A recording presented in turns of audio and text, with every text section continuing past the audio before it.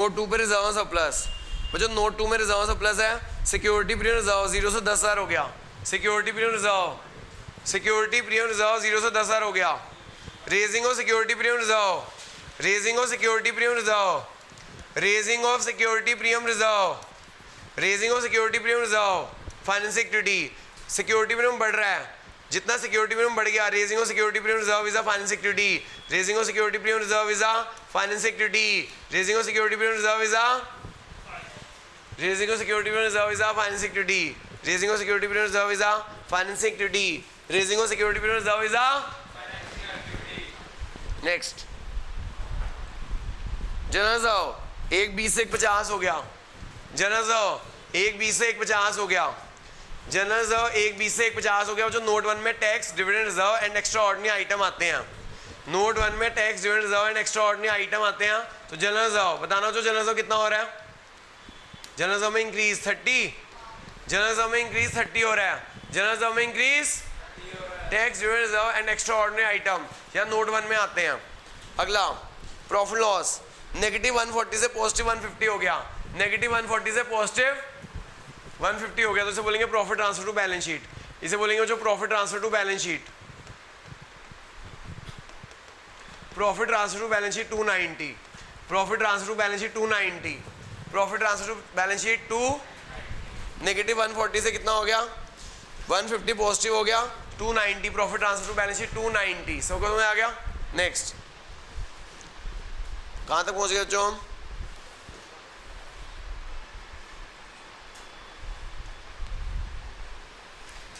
बच्चों हमने reserve surplus कर लिया है, फिर नॉन करंट लायबिलिटी में डिबेंचर हम डील कर चुके हैं बच्चों, नॉन करंट लायबिलिटी डिबेंचर में डील कर चुके हैं, फिर करंट लायबिलिटी बैंक लोन है वो भी डील कर चुके हैं। फिर जो ट्रेड वेबल्स हैं, ट्रेड वेबल 110 से 120 हो रहे हैं, 110 से 120 हो रहे हैं, increase in trade payables, increase in trade payables, increase in trade payables, increase in trade payable से कैश आएगा, इंक्रीज इन ट्रेड वेबल से cash, increase in trade payable से cash, increase in trade payable से cash बच्चों। Short term रोज और provision tax हम deal कर चुके हैं, शॉर्ट टर्म रोज और प्रोविजन टैक्स हम डील कर चुके हैं। फिर है टेंजिबल एसेट्स, टेंजिबल एसेट भी डील कर चुके हैं। फिर है इनटेंजिबल एसेट्स 40 से 15 हो रहा है, इनटेंजिबल एसेट कम हो रहे हैं, हाँ जी इनटेंजिबल एसेट कम हो रहे हैं। Amortisation of goodwill, intangible asset goodwill है, गुडविल कम हो रही है, अगर गुडविल कम हो रही हो तो उसे बोलते हैं एमोटाइजेशन ऑफ गुडविल, अगर गुडविल कम हो रही है तो उसे बोलते हैं एमोटाइजेशन ऑफ गुडविल, अगर गुडविल कम हो रही है तो उसे बोलते हैं amortisation of goodwill. Amortisation goodwill is a non cash and non operating expense, amortisation goodwill is a non cash and कितना हो रहा है 25, amortisation goodwill is a non cash and non operating expense, amortisation goodwill is a non cash and non operating expense, amortisation goodwill is a non cash and अगर goodwill बढ़ रही होती तो purchase of goodwill, वो कौन सी activity होती है। Next पढ़ो करंट एसेट्स, जो करंट एसेट में करंट इन्वेस्टमेंट है, करंट एसेट में करंट इन्वेस्टमेंट है, करंट इन्वेस्टमेंट आपको पता है कैश एंड कैश इक्विवेलेंट में ऐड हो जाती है, current investment cash and cash equivalent में वो बाद में डील करते हैं, हाँ जी।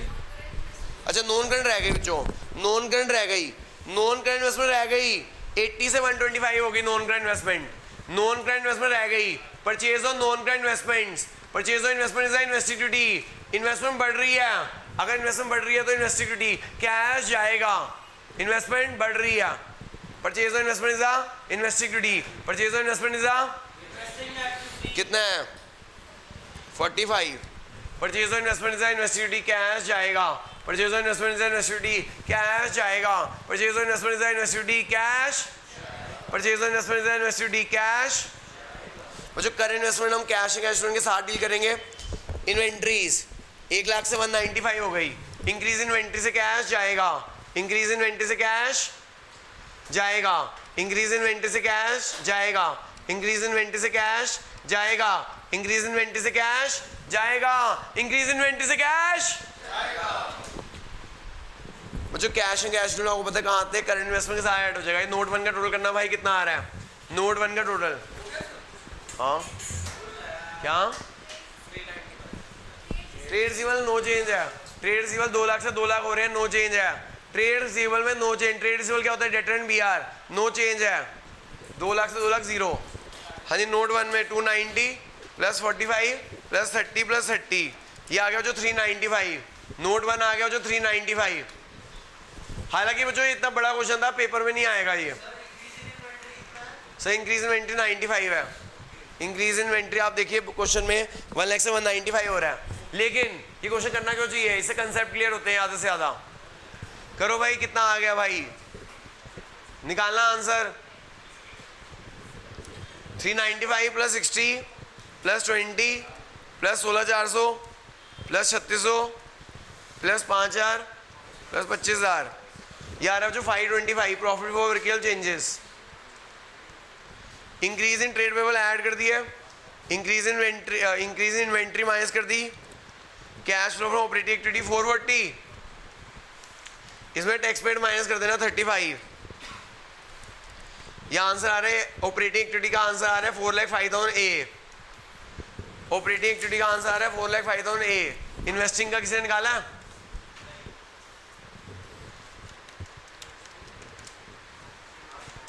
इन्वेस्टिंग आ रहा है 365 नेगेटिव बी, इन्वेस्टिंग आ रहा है जो 365 बी।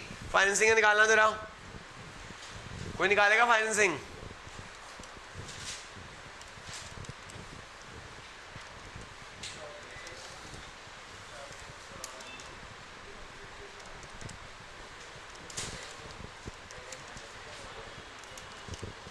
करना भाई, कितना आया, किसने किया? सी कितना आ रहा है? 1,10,000 positive minus 16,400 minus 10,000 minus 3,600 minus 1,00,000 minus 5,000 plus 1,00,000 minus 30,000 plus 10,000। 55 आ रहा है मेरे ख्याल से, 55 आ रहा है बच्चों positive. C, A plus B plus C equal to D करना, A plus B plus C equal to D करना। जो कितना आ रहा है? Net increase in cash and cash equivalent, net increase in cash and cash equivalent कर देना, net increase in cash and cash equivalent बताना जो कितना आ रहा है। Net increase in cash and cash equivalent 4,05,000 minus 365 plus 55, 95 आ गया बच्चों। ये जो 95 आ रहा है, फिर क्या करोगे? Opening cash and cash equivalent add कर देना, फिर ऐड कर देना opening cash and cash equivalent. देखना जो opening cash and cash equivalent कितना है, opening cash and cash equivalent कितना है? कैश एंड कैश इक्विवेलेंट 25 और करंट इन्वेस्टमेंट 5, 25। बच्चों ओपनिंग कैश इन्वेस्टमेंट 20 और करंट इन्वेस्टमेंट 5, तो ये आ गया ई। फिर D plus E equal to F, D plus E equal to F. Closing cash and cash equivalent आ जाएगा, closing cash and cash equivalent आ जाएगा। देखना closing cash and cash equivalent कितना आ गया? 95 प्लस 25 होता है 120। देखो 120 है closing cash and cash equivalent. Cash and cash equivalent कितना है? 130 है ना, गड़बड़ आ रही है शायद। कैश एंड कैश इक्विवेलेंट 130 और करंट इन्वेस्टमेंट 5, तो 135 आना चाहिए। क्लोजिंग कैश इक्विवेलेंट 135 है, मैच नहीं हो रहा। कितने से? 15,000 से, 15,000 से मैच नहीं हो रहा ना। कैश एंड कैश इक्विवेलेंट 130 और करंट इन्वेस्टमेंट 5, टोटल हो गया 135। जो क्लोजिंग कैश में 135 मैच नहीं हो रहा, कितना डिफरेंस है? 95 प्लस 25, 15,000 का डिफरेंस है। देखना कोई 15,000 की आइटम तो नहीं रह गई।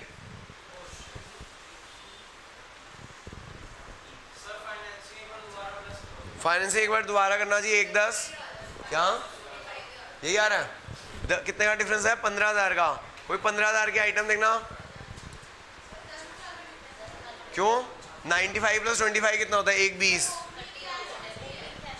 ओपनिंग कैश एंड कैश कितना है? 30 है। कैश एंड कैश इक्विवेलेंट था मैंने 25 प्लस 5 30। ओपनिंग कैश एंड 30 है, ओपनिंग कैश एंड कैश 30 है, ओपनिंग कैश एंड 30 है। करंट इन्वेस्टमेंट ऐड कर दो। अब कितना हो गया? 10 का रह गया। कोई 10 की आइटम देखना, कोई 10 की आइटम रहती है क्या? ट्रेड पेबल 1,10 से 1,20 हो रहा है। इंक्रीजिंग ट्रेड पेबल ऐड किया ना, और कुछ रह गया? एक बार चेक करना बच्चों। फाइनेंसिंग कर लिया मैडम?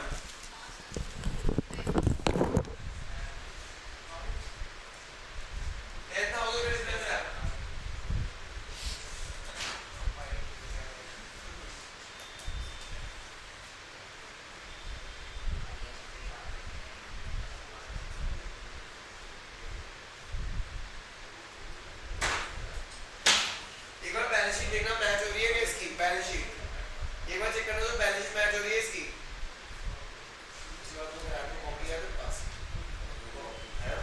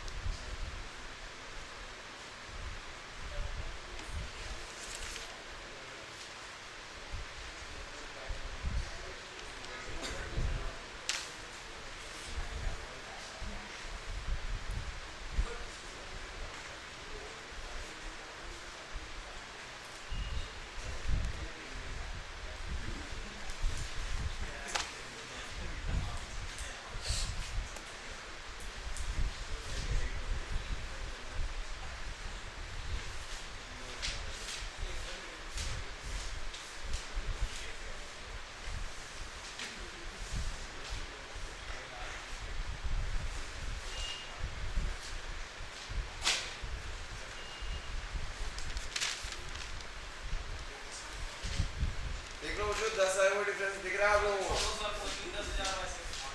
देख लेते हैं।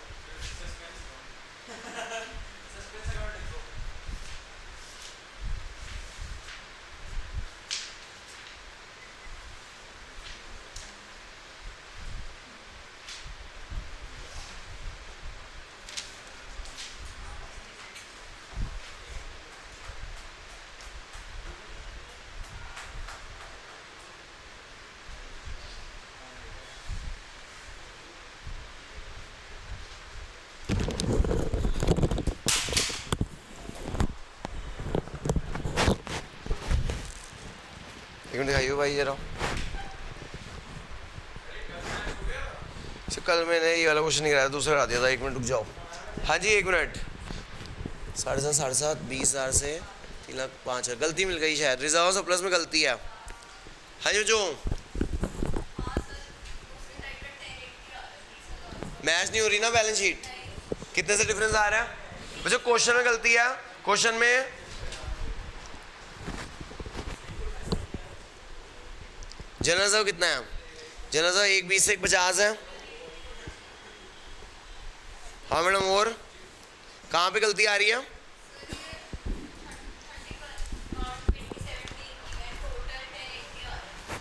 $10.80 किसका आ रहा है? हाँ ये 20 आ रही है, गड़बड़ है उधर। हाँ मिल गई गलती हो जो क्वेश्चन में ही गलती है। क्वेश्चन में अगर देखो लायबिलिटी साइड का टोटल आ रहा है 1060 और एसेट साइड का आ रहा है 1080। 20,000 का डिफरेंस है ना, तो 20,000 का डिफरेंस आ रहा है, इस वजह से बैलेंस शीट इनकी मैच नहीं है। अभी करवाते हैं मैच। मैं मैच हो रही है वैसे balance sheet.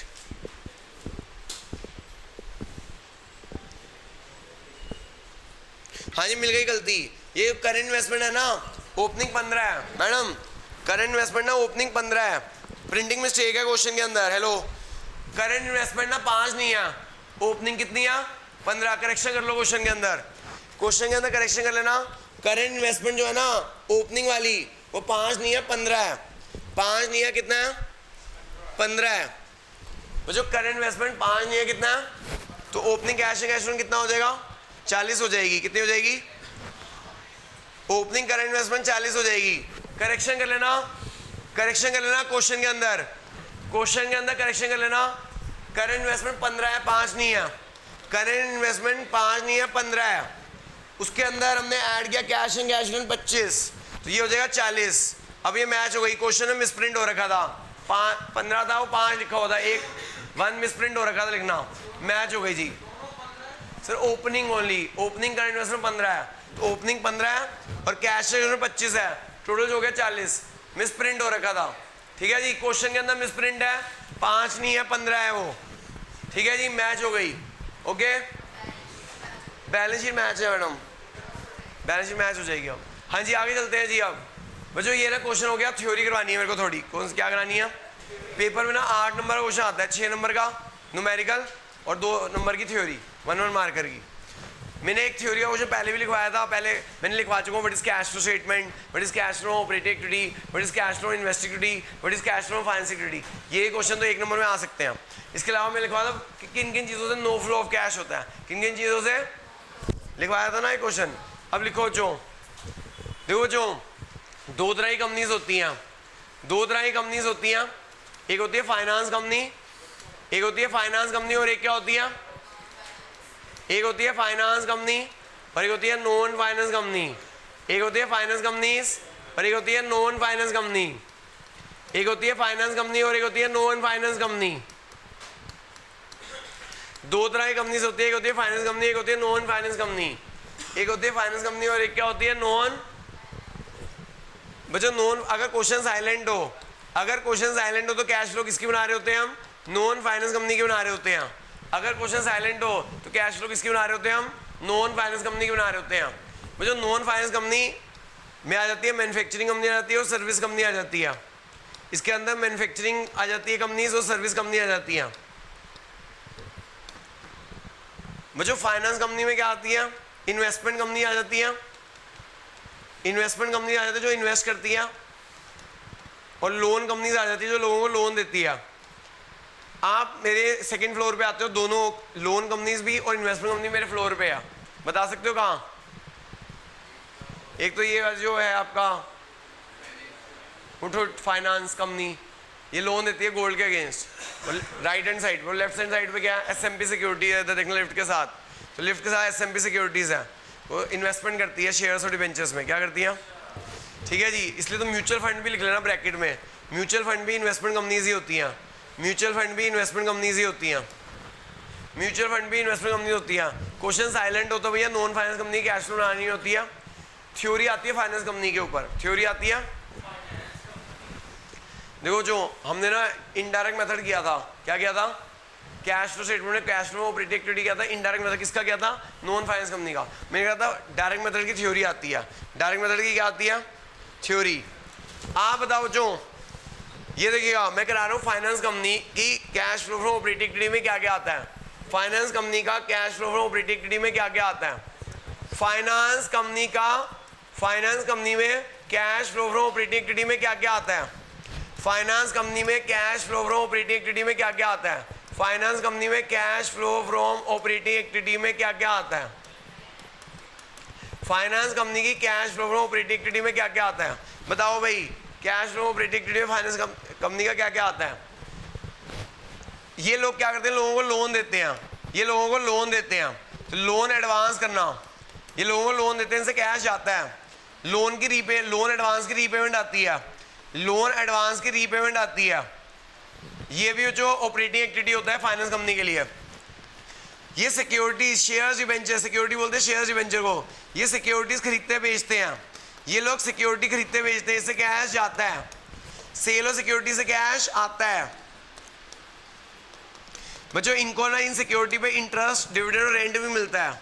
Interest receive, dividend receive, interest receive, dividend receive, rent, dividend received, ये सब इनके लिए इन्वेस्टिंग एक्टिविटी है। टैक्स पेड, ये टैक्स पे करते हैं, ये भी इनके लिए ऑपरेटिंग एक्टिविटी है। तो याद रखना बच्चों, अगर आपकी फाइनेंस कंपनी है, अगर ये फाइनेंस कंपनी है, फाइनेंस कंपनी के लिए ये चीजें सब क्या है, ऑपरेटिंग है, क्या है। लेकिन अगर ये नॉन फाइनेंस कंपनी होती तो ये सब क्या होती, तो कहाँ आती कैश फ्लो में, तो इन्वेस्टिंग में आती। कहाँ आती, लोन एडवांस करना इज इन्वेस्टिंग एक्टिविटी, बताया था मैंने, ठीक है। सिक्योरिटी खरीदना, सिक्योरिटी क्या होती है, इन्वेस्टमेंट, तो investing activity. Interest dividend receive, कौन सी एक्टिविटी, इन्वेस्टिंग एक्टिविटी। तो याद रखना बच्चों, ये सारी चीजें फाइनेंस कंपनी के लिए ऑपरेटिंग है, लेकिन नॉन फाइनेंस कंपनी के लिए, क्वेश्चन साइलेंट हो तो नॉन फाइनेंस कंपनी होता है, तो उसके लिए इन्वेस्टिंग है, क्या है, बताया था ना मैंने। तो याद रखना जो, अगर क्वेश्चन में ना साइलेंट होगा तो नॉन फाइनेंस कंपनी के हिसाब से आंसर करना होता है। अगर स्पेशली उसने बोल दिया कि फाइनेंस कंपनी है तो आपको देखना पड़ेगा फाइनेंस कंपनी, तो ये सब उसके लिए ऑपरेटिंग है। यही सारी चीजें नॉन फाइनेंस कंपनी के लिए क्या होती है, इन्वेस्टिंग होती है। याद आ गया, मैं रुका ही हूँ, छोटा कर रहा हूँ बस। हाँ जी, अगर बच्चों बात करें, हमने ना जो ना cash flow operating activity indirect method किया था, हमने डायरेक्ट मेथड नहीं किया। डायरेक्ट मेथड की थ्योरी आती है cash flow operating activity direct method. अगर डायरेक्ट मेथड में देखना होता है कहाँ से कैश आया, कहाँ से कैश गया, तो जो हमारा ऑपरेटिंग एक्टिविटी होती है, जिस चीज़ का काम है, जिस चीज़ का, मान लो कोई बंदा मैन्युफैक्चरिंग बंदा है, वो गुड्स बेच रहा है, वो खरीद रहा है, तो कैश सेल से पैसा आएगा उसके पास, कैश सेल से पैसा आएगा, कैश कलेक्टेड फ्रॉम डेटर से पैसा आएगा, कैश कलेक्टेड फ्रॉम डेटर से पैसा आएगा। पैसा जाएगा कहाँ से उसका, कैश परचेज से पैसा जाएगा, कैश परचेज से पैसा जाएगा, और कहाँ से पैसा जाएगा, कैश पेड टू क्रेडिटर को पैसा जाएगा, कैश पेड टू क्रेडिटर को पैसा जाएगा। और बताओ बच्चों कैश कहाँ से जाएगा, और payment of direct expenses. Direct expenses क्या होते हैं, जो ट्रेडिंग अकाउंट में आते थे, वेजेस वगैरह, पेमेंट ऑफ डायरेक्ट एक्सपेंसेस। और बताओ payment of operating expenses, payment of operating expenses, payment of operating expenses, जो बिजनेस को ऑपरेट करने के लिए होते हैं, टैक्स पेड। तो जो डायरेक्ट मेथड में इस तरह से कैश फ्लो ऑपरेटिंग एक्टिविटी निकाला जाता है, लेकिन डायरेक्ट मेथड का प्रैक्टिकल नहीं आता, सिर्फ थ्योरी आती है। आप पूछोगे 1 मार्कर में थ्योरी कैसे आती है, 1 मार्कर में थ्योरी ऐसे आती है, आया भी हुआ question, cash collected from debtors या ट्रेड रिसीवेबल कौन सी एक्टिविटी है, कैश कलेक्टेड फ्रॉम डेटर कौन सी एक्टिविटी है, ऑपरेटिंग एक्टिविटी है। बस सिंपल लिखना है, 1 नंबर का आंसर ऑपरेटिंग एक्टिविटी है। पेमेंट टू क्रेडिटर कौन सी एक्टिविटी है, या पेमेंट टू ट्रेड पर कौन सी एक्टिविटी है, ऑपरेटिंग एक्टिविटी है। आपको आ जाएगा फाइनेंस कंपनी है, उसने फाइनेंस कंपनी है, उसको इंटरेस्ट रिसीव हुआ, कौन सी एक्टिविटी है, ऑपरेटिंग एक्टिविटी है। तो 1-1 मार्कर में ऐसे क्वेश्चन आते हैं थ्योरी में। ये डायरेक्ट है, ये भी डायरेक्ट है, ये दोनों ही डायरेक्ट मेथड है। डायरेक्ट मेथड में हम ये देखते हैं कहां से कैश आ रहा है, कहां से कैश जा रहा है। ये डायरेक्ट मेथड फाइनेंस कंपनी वालों के लिए है, ये direct method non finance company वालों के लिए है। ये नॉन फाइनेंस कंपनी का डायरेक्ट मेथड है। मैं दोनों का ही प्रैक्टिकल नहीं आएगा, थ्योरी में आएगा। कहां आएगा?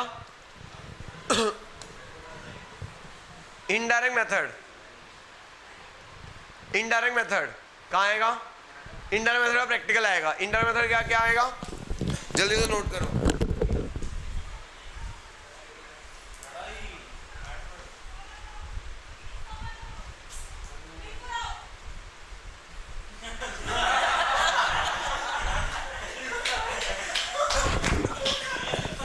चलो भाई जल्दी करो।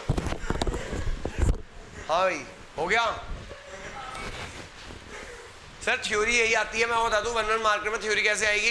आपसे पूछा जाएगा cash flow collected from debtor कौन सी एक्टिविटी होती है, आपको लिखना होगा ऑपरेटिंग। कैश से कौन सी एक्टिविटी होती है, ऑपरेटिंग। पेमेंट टू क्रेडिटर कौन सी एक्टिविटी होती है, operating. Payment of operating expenses, payment of direct expense कौन सी एक्टिविटी होती है, ऑपरेटिंग। फाइनेंस कंपनी, आपको लिखा होगा कंपनी है फाइनेंस, उसको इंटरेस्ट दी हुआ, डिविडेंड दी हुआ, कौन सी एक्टिविटी है, ऑपरेटिंग। उसे लोन दिया, कौन सी एक्टिविटी है, ऑपरेटिंग। बस याद रखना यही चीजें नॉन फाइनेंस कंपनी के लिए इन्वेस्टिंग होती है। क्या होती है? लास्ट क्वेश्चन थ्योरी का लिखवा रहा हूं, जो फिर छुट्टी कर रहा हूं। इंटरेस्ट रिसीव्ड, बच्चों इंटरेस्ट रिसीव पे बहुत थ्योरी का क्वेश्चन आया। इंटरेस्ट रिसीव पे बहुत थ्योरी का क्वेश्चन आता है जी। इंटरेस्ट रिसीव पे भी बहुत थ्योरी का क्वेश्चन आता है जी। क्या क्वेश्चन आता है इंटरेस्ट रिसीव पे? सुनो बच्चों, हेलो, इंटरेस्ट रिसीव पे थ्योरी का क्या क्वेश्चन आता है? सर देखो, अगर आपकी फाइनेंस, एक होती है कंपनी फाइनेंस, एक क्या कंपनी होती है, और एक क्या होती है, नॉन फाइनेंस। नॉन फाइनेंस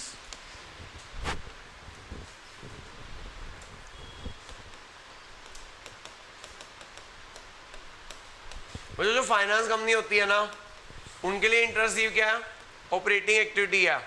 उनके लिए इंटरेस्ट क्या है, ऑपरेटिंग एक्टिविटी है। जो नॉन फाइनेंस कंपनी होती है उनके लिए इंटरेस्ट क्या है, इन्वेस्टिंग एक्टिविटी है। क्वेश्चन साइलेंट है तो कौन सी होती है, नॉन फाइनेंस कंपनी होती है। मुझे एक क्वेश्चन आता है बड़ा जबरदस्त कि कब इंटरेस्ट रिसीव फाइनेंसिंग एक्टिविटी में आता है, कब इंटरेस्ट रिसीव फाइनेंसिंग एक्टिविटी में आता है। ये 1 मार्क का क्वेश्चन बहुत बार आया बोर्ड में कि कब इंटरेस्ट रिसीव फाइनेंसिंग एक्टिविटी होता है। देखो जो आपने इशू शेयर चैप्टर किया, इशू शेयर चैप्टर में कॉल्स इन एरियर है, क्या है, तो interest on calls in arrear received, वो जो कंपनीज एक्ट में लिखा हो, interest on calls in arrear receive होता है जब, तो वो फाइनेंसिंग एक्टिविटी होता है। तो very important question, interest on calls in arrear, चाहे वो फाइनेंस कंपनी हो चाहे नॉन फाइनेंस कंपनी हो, दोनों का interest on calls in arrear कहाँ आता है, फाइनेंसिंग एक्टिविटी में आता है। कहाँ आता है, ये बात बहुत इंपॉर्टेंट क्वेश्चन बोर्ड में आया हुआ है। When interest receive is a financing activity, when interest receive is a, answer is interest on calls in arrear is a financing activity. Interest on calls in arrear is a, interest on calls in arrear receive is a financing activity. बच्चों ये issue share से related theory का question है कि जो interest on calls in arrear होता है ना, उसमें इंटरेस्ट कितना होता है, interest on calls in arrear पे इंटरेस्ट कितना होता है, कितना होता है 10%, कितना होता है 10% पर एनम। और जो interest on calls in advance होता है, कॉल्स इन एडवांस पे कंपनी को इंटरेस्ट देना होता है, कॉल्स इन एडवांस पे इंटरेस्ट देना होता है, उस पर इंटरेस्ट कितना होता है 12%, कितना होता है 12% होता है, कितना होता है, सुना की बात। ये कहाँ लिखा हुआ है, ये जो इंटरेस्ट के रेट्स हैं वो कहाँ लिखे हुए हैं, टेबल F में लिखे हुए हैं। कहाँ लिखे हुए हैं, table F of companies act 2013 में लिखे हुए हैं। Table F of companies act 2013 में लिखे हुए हैं। Table F of companies act 2013 में लिखे हुए हैं। थ्योरी क्वेश्चन आ सकता है भैया, ठीक है। लेकिन सबसे इंपॉर्टेंट क्वेश्चन ये है, interest on calls in arrear received, interest received कब फाइनेंसिंग एक्टिविटी में आता है, इंटरेस्ट रिसीव कब फाइनेंसिंग एक्टिविटी में आता है, answer is interest on calls in arrear received financing activity में आता है, ठीक है जी। थैंक यू जी। नेक्स्ट लास्ट करेंगे, लीव कर देना बच्चों।